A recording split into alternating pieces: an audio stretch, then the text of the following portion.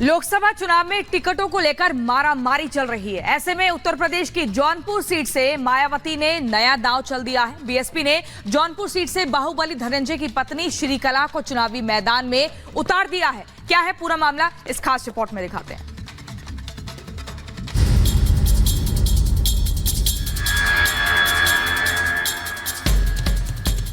देश भर में लोकसभा चुनाव की बयार है। इस बीच सूत्रों के हवाले से खबर आ रही है कि बीएसपी ने जौनपुर सीट पर खेल कर दिया है। यहां से पार्टी ने बाहुबली धनंजय सिंह की पत्नी श्रीकला रेड्डी को लोकसभा चुनाव का टिकट दिया है।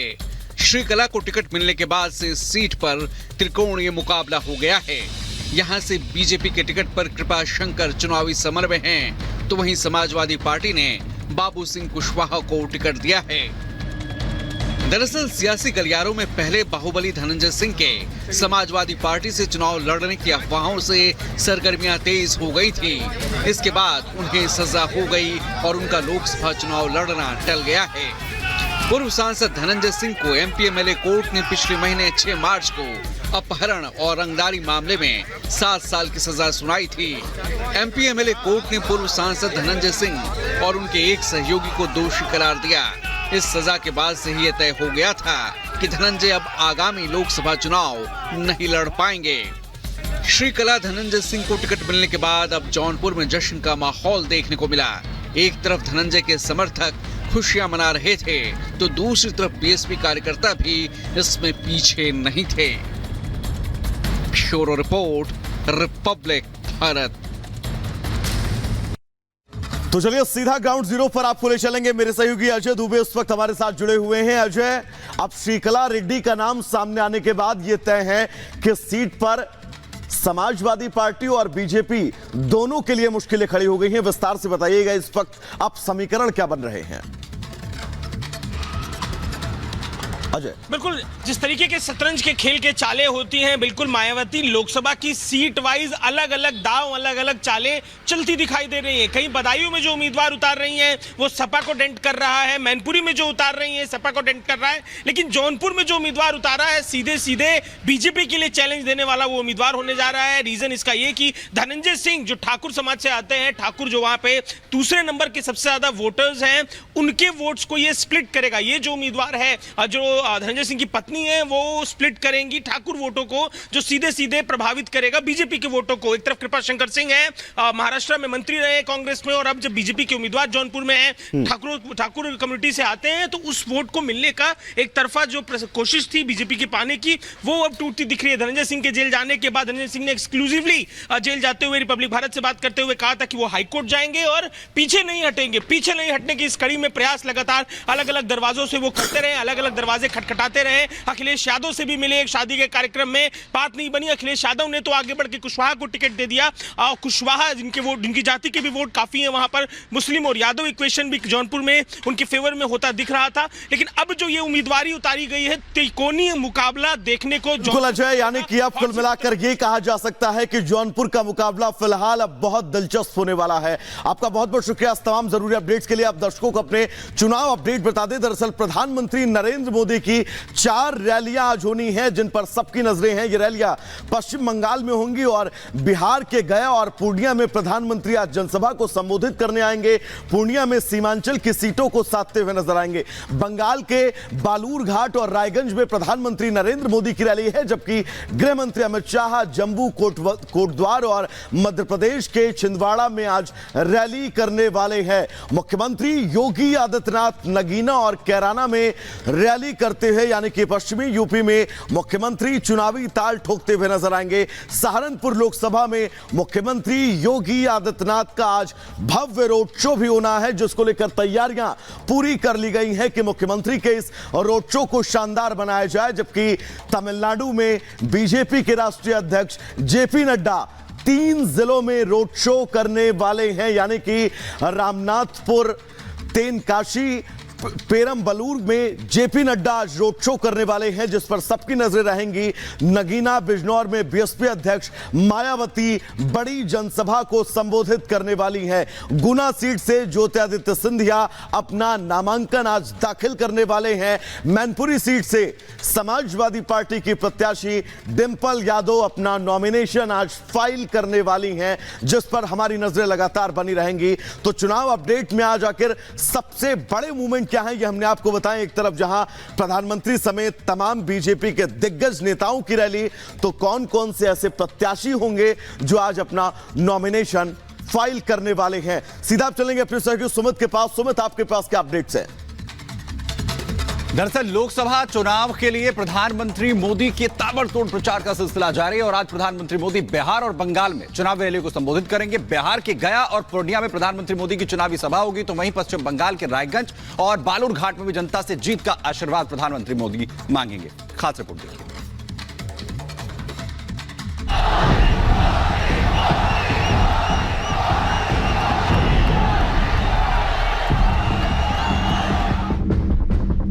मोदी की दहाड़, मिशन 400 पार। विपक्ष पर प्रहार, ताबड़तोड़ प्रचार। जीत का संकल्प, विजय का शंखनाद।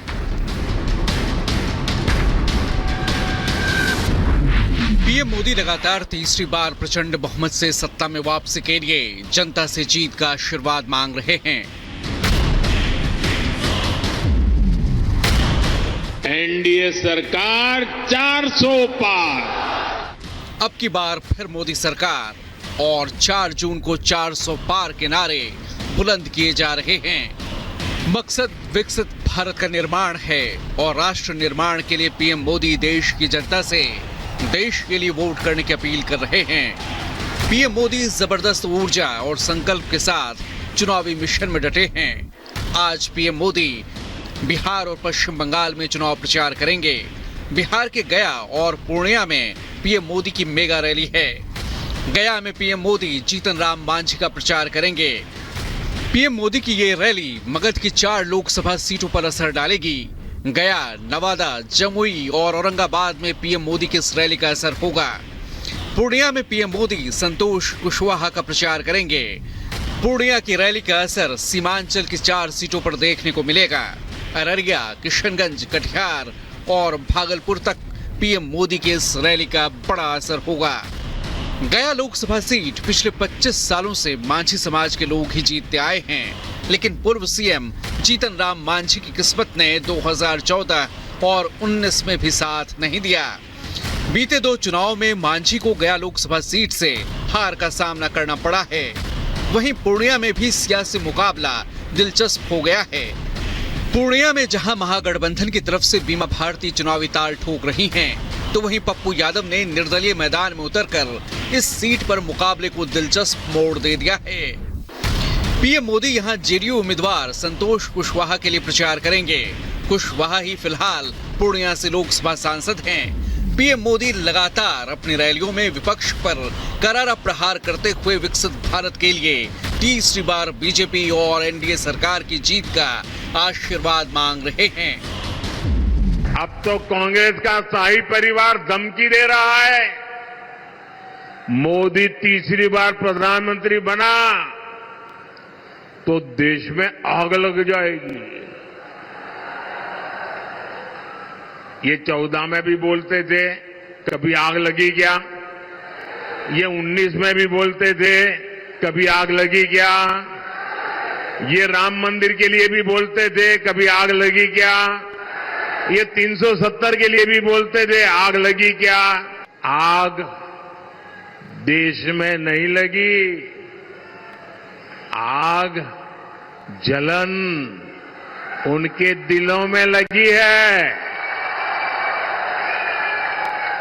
ये जलन उनके दिल और दिमाग में ऐसे भरी पड़ी है कि वो उनको अंदर से जलाती जा रही है। बिहार में गया और पूर्णिया में मेगा रैली के बाद पीएम मोदी पश्चिम बंगाल का रुख करेंगे। पश्चिम बंगाल में दोपहर 2:30 बजे पीएम मोदी बालूरघाट पे रैली करेंगे। बालूरघाट में पीएम सुकांता मजूमदार के लिए प्रचार करेंगे। सुकांता मजूमदार बंगाल बीजेपी के अध्यक्ष हैं। इसके बाद शाम करीब 4:15 बजे पीएम रायगंज में रैली करेंगे।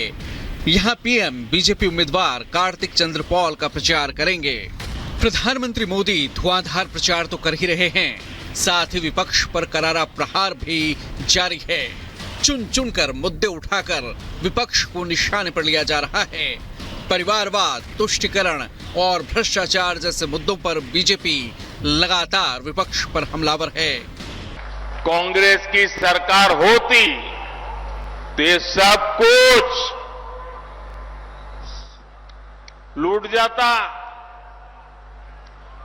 ये लूट मोदी ने बंद की है और इसलिए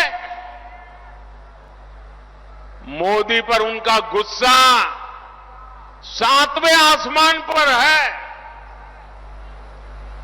और इसलिए कुछ भी बोलते जा रहे हैं। और जब मैं कहता हूं, जब मोदी कह रहा है भ्रष्टाचार हटाओ, तो वो कह रहे हैं भ्रष्टाचारी बचाओ। अब 4 जून को साफ हो जाएगा कि किसके वादों और दावों पर जनता ने भरोसे की मुहर लगाई है। Bureau report, Republic Bharat.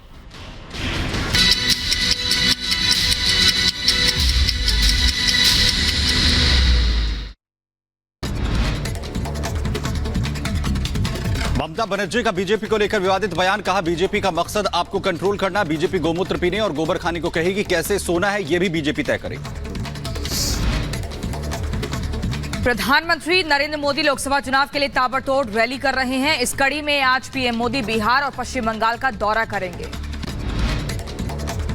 गया में चुनावी रैली के बाद प्रधानमंत्री मोदी पूर्णिया पहुंचेंगे, जहां दोपहर करीब 12:30 बजे पूर्णिया की सभा को करेंगे संबोधित।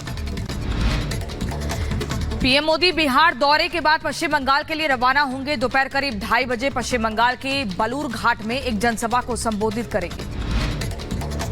लोकसभा चुनाव के लिए दिग्गजों के जोरदार प्रचार का सिलसिला लगातार जारी। आज गृह मंत्री शाह जम्मू कश्मीर, उत्तराखंड और मध्य प्रदेश में चुनावी रैलियां करेंगे। उत्तराखंड में लोकसभा चुनाव के लिए प्रचार जोरों शोरों से चल रहा है। इसी कड़ी में आज गृह मंत्री अमित शाह उत्तराखंड में चुनाव प्रचार की कमान संभालेंगे। बीजेपी के स्टार प्रचारक और यूपी के मुख्यमंत्री योगी आदित्यनाथ चौथी बार नेहटोर में जाएंगे और अपनी चुनावी सभा को करेंगे संबोधित। तो सीएम योगी दोपहर करीब 1:30 बजे नगीना लोकसभा क्षेत्र में जनसभा करेंगे संबोधित।